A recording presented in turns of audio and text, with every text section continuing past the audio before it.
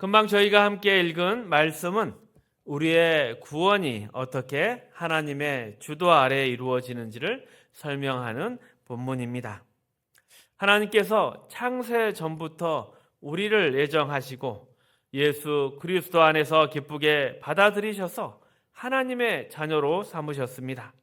그리고 우리를 구원하시어 결국은 하나님의 은혜와 영광을 찬양하게 하실 것입니다.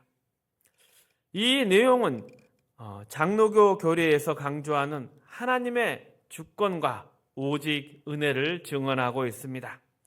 그렇다고 해서 이것이 우리의 책임을 소홀히 해도 된다는 뜻은 아닙니다. 우리의 신앙의 핵심은 자기 의를 내려놓고 하나님만 의지하는 것입니다. 그래서 하나님께서는 성도들을 인도하실 때 때로는 이러한 의를 깨뜨리시기 위해서 좌절과 실패를 경험하게 하십니다. 그래서 우리는 신앙의 실패를 뭔가 의지의 문제 이렇게 바라봐서는 안 될 것입니다. 세상에서는 의지가 강한 사람이 성공하고 약한 사람은 실패한다고 생각합니다. 하지만 신앙은 그렇지가 않습니다. 성경에는 이러한 의지의 승리를 이루기 위해서 하나님께서 세우신 믿음의 영웅은 없습니다. 그동안 한국교회는 성경에 나오는 여러 인물을 영웅처럼 여겨왔습니다. 하지만 이것은 말씀의 의도와는 다른 것입니다. 이러한 세상은 아마도 세상의 사고방식에 영향을 받은 것이라 하겠습니다. 원인과 결과의 법칙에 따라 위대한 사람에게는 위대하게 된 그 이유가 있을 것이라는 생각을 억지로 신앙에 적용한 것이라 하겠습니다.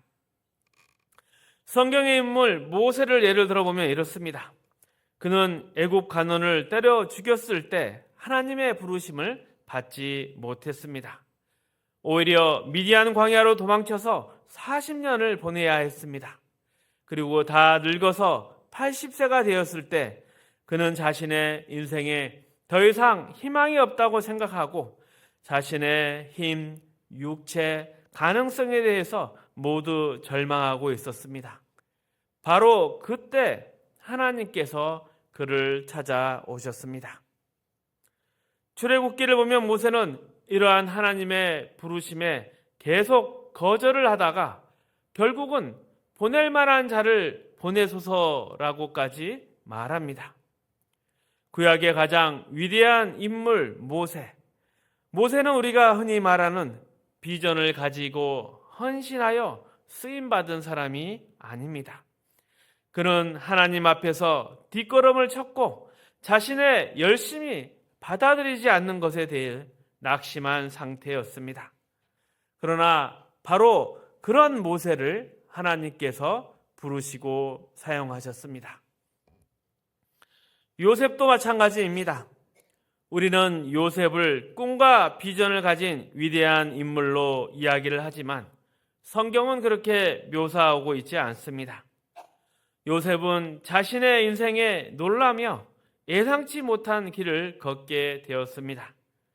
형들에게 죽을 뻔했고 노예로 팔렸으며 억울하게 감옥에 갇혔습니다. 이때 그가 바란 것은 오직 하나였습니다. 감옥에서 술 맡은 관원의 꿈을 해석해주며 자신이 억울하게 갇혀있음을 알아주고 잘 되면 풀어달라는 부탁 하나뿐이었습니다.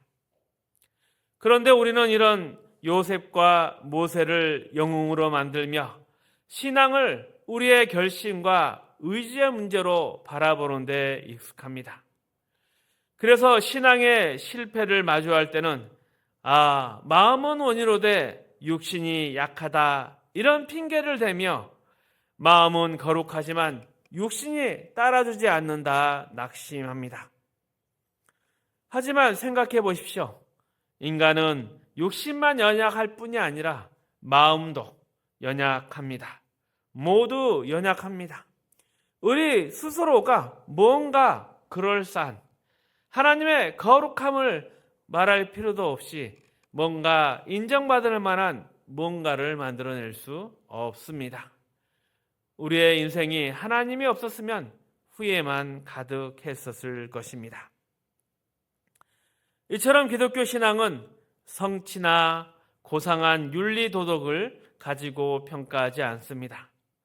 신앙의 유일한 판단 기준은 하나님에 대한 의존도입니다.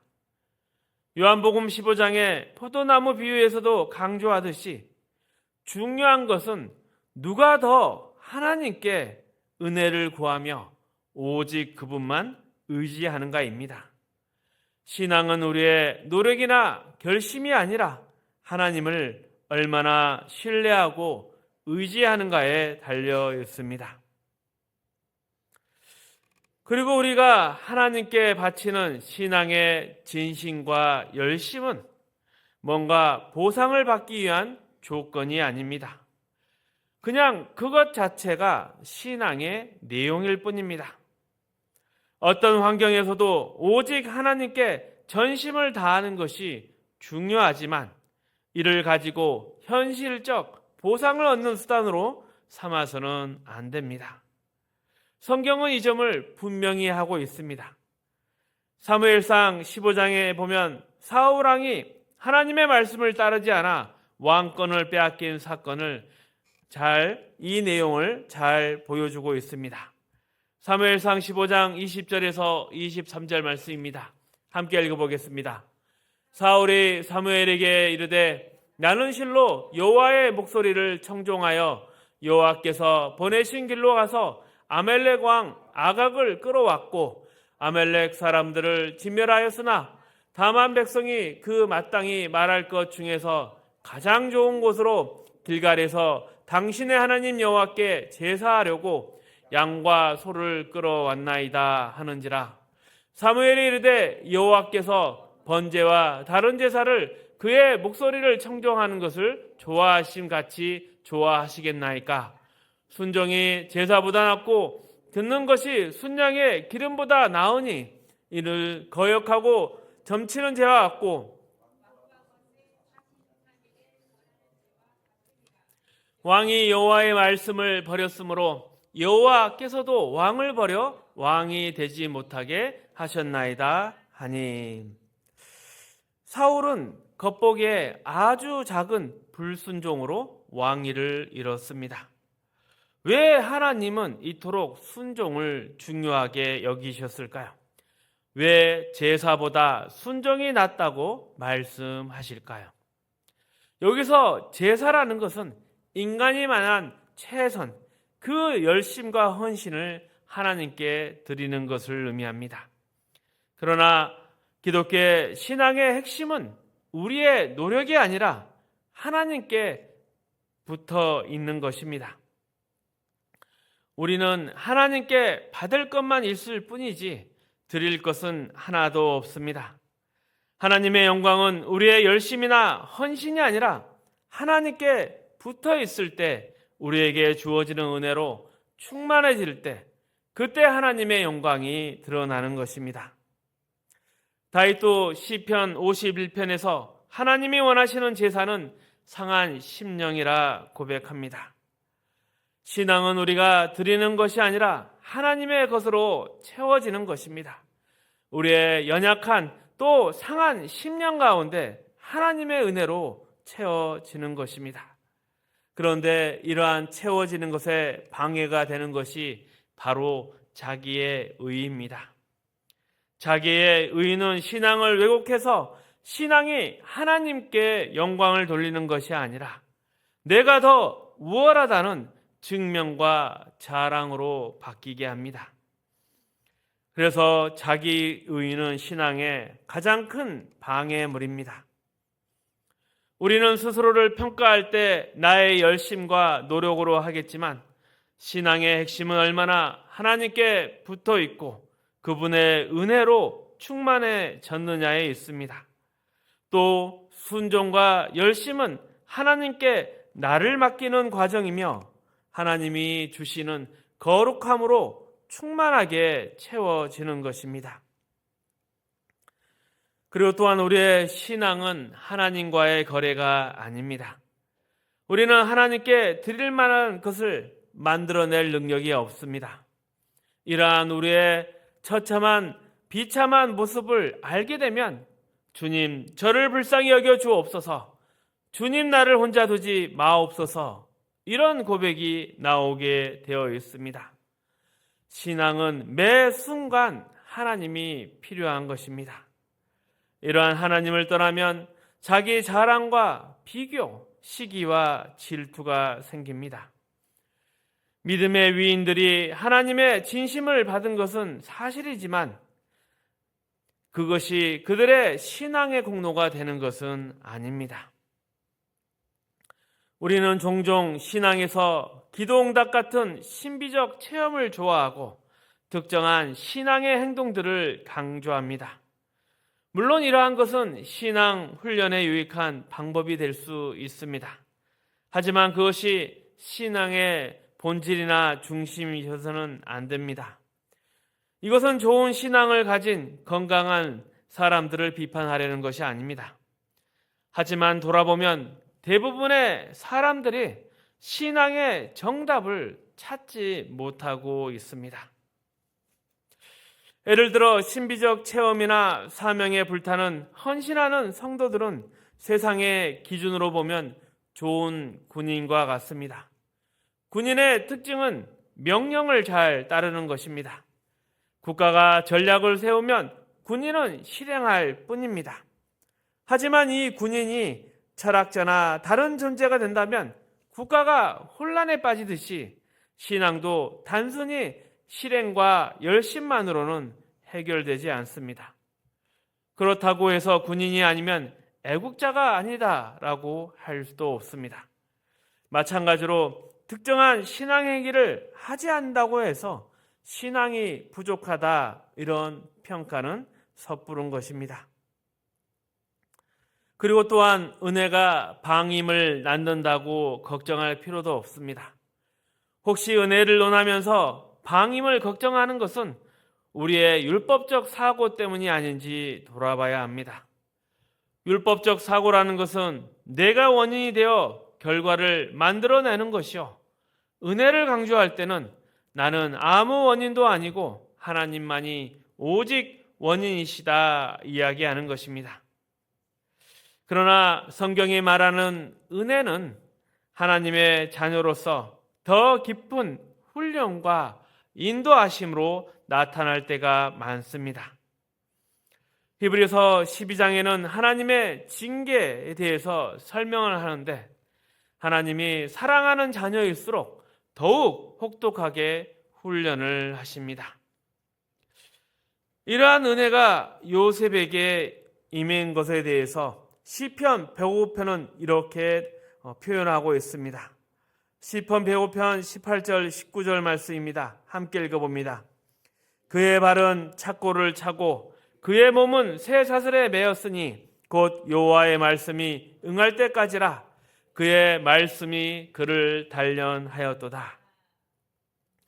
그 발이 착고에 상하며 그 몸이 쇠사슬에 매었다. 그 몸에는 그의 혼이라는 각주가 달려 있습니다. 직역을 하면 그의 혼이 쇠사슬에 깨어 있다, 이런 뜻입니다. 그러니 그가 받은 고통은 단순한 육체적 고통뿐만 아니라 그 혼이 절망하고 혼비백산할 정도로 심한 고통을 당했다는 것입니다. 그런데 우리는 주일학교에서 요셉을 믿음으로 꿈을 꾸고 어려운 상황에서도 정직하게 살며 감옥에서도 말씀을 의지해 승리한 사람이라고 배웠습니다. 하지만 시편 105편에 묘사하는 요셉은 전혀 다릅니다. 그의 현실은 이해할 수가 없었고 하나님의 자녀로서 기대했던 멋진 삶과는 완전히 다른 길을 걸었습니다. 살아가면 갈수록 더 깊은 나락에 떨어져 버렸고 희망조차 보이지 않는 감옥이었습니다. 하지만 이 모든 일은 분명히 하나님께서 그의 인생을 이끌어가고 계셨기 때문에 이런 일들이 일어났다는 것입니다. 요셉의 삶은 비전과 믿음으로 상황을 극복했다, 이런 이야기가 아닙니다. 하나님께서 요셉을 하나님의 뜻대로 빚어가기 위해서 그를 붙잡고 이끌어 가셨던 이야기입니다. 모세도 같은 절망을 경험합니다. 시편 90편을 보면 모세의 기도가 기록되어 있습니다.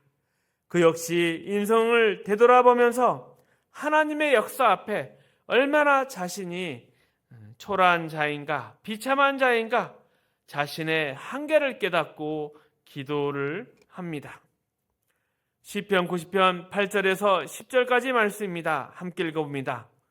주께서 우리의 죄악을 주의 앞에 놓으시며 우리의 은밀한 죄를 주의 얼굴빛 가운데 두셨사오니 우리의 모든 날이 주의 분노 중에 지나가며 우리의 평생이 순식간에 다하였나이다.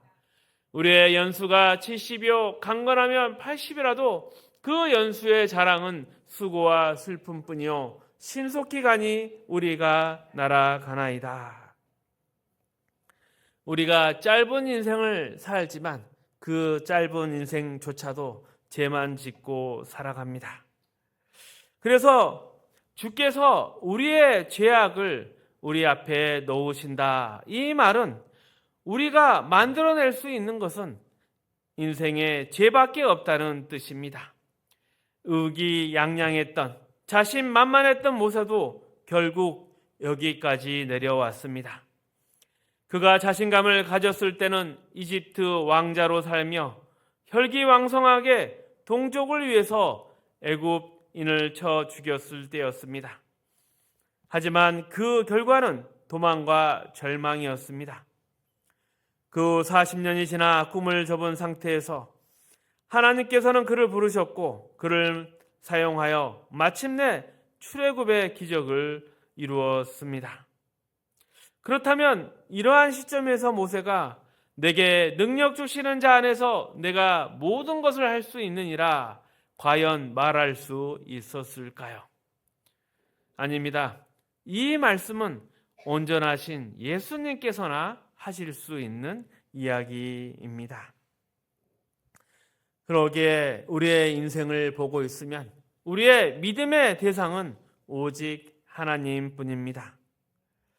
믿는 자가 믿음을 씨앗으로 삼아서 자신의 능력과 힘으로써 결실하는 것이 아닙니다. 모세가 결국 이것을 깨달았습니다. 모든 인간은 죄밖에 지을 줄 모른다. 하나님의 진노 아래에 있을 수밖에 없다. 그러면 어떻게 해야 할까요? 오직 하나님만이 은혜와 사랑, 힘과 능력을 베푸실 수 있는 유일한 분이라는 것을 우리는 인정해야 합니다. 우리의 인생을 정직하게 돌아보면 하나님께서 간섭하지 않았다면 우리가 무엇 하나 제대로 할 수 있었겠습니까? 잘할 수 있었던 것이 거의 없습니다. 이것이 우리의 실상이며 성경이 말하는 진리입니다. 예수님께서 자신이 죽을 것이라 말씀하셨을 때 베드로는 이를 막으려 했습니다. 하지만 예수님께서는 사탄아 물러가라 책망하셨습니다. 왜냐하면 베드로는 하나님의 일을 생각지 않고 사람의 일을 생각했기 때문입니다.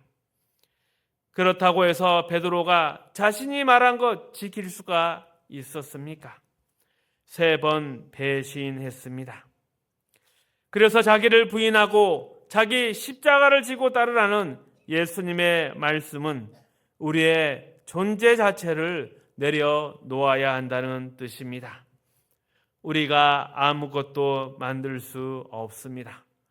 없는 것에서 무언가 창조하실 수 있는 분은 오직 하나님뿐이십니다. 하지만 인간의 본성은 나는 할 수 있다. 도와주기만 하면 나도 할 수 있다. 이런 착각 속에 살아갑니다. 그래서 그 결과가 무엇입니까? 마음에 하나님 두기를 싫어합니다. 우리의 역사를 보면 인간이 얼마나 철저히 악한 존재인지 알 수 있습니다. 과거에는 배고파서 도둑질했지만 지금은 배불러서도 도둑질을 합니다. 그러고 이제는 핑계가 될 수 없으니 더 뻔뻔해져 버렸습니다. 그래서 우리의 신앙생활에 고민하고 실패하는 것은 비정상이 아닙니다. 그것은 오히려 정상적인 하나님의 인도하심이며 우리 안에 죄악의 불순물을 제거하시는 하나님의 은혜와 사랑의 개입입니다. 또한 하나님께 내가 헌신하고 진심을 바쳤더니 나를 받아주신 것이 아니라 이미 하나님께서 나를 붙잡고 빚어가고 계십니다. 그런데 우리는 이것을 몰라 현실에서 고민하고 좌절하고 때로는 체념합니다. 이러한 모습을 가리켜 마태복음 5장에서는 예수님은 심령이 가난한 자는 복이 있다 말씀하셨습니다.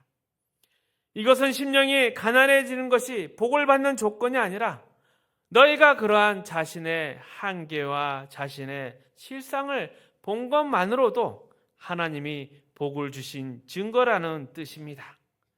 아, 정말 내 안에 아무것도 없구나. 이것이 깨달아지고 절실히 느껴진다면 지금 여러분은 하나님의 복을 받고 있는 중입니다. 하지만 우리는 이 중요한 진리를 놓쳐버립니다. 그렇다면 우리는 어디로 가야 할까요? 오직 하나님의 은혜만을 바라봐야 합니다. 바른 길을 가고 있다 생각이 들면 누군가 조롱하고 흔들고 시험하고 유혹하더라도 절대 그 길에 타협하지 마십시오.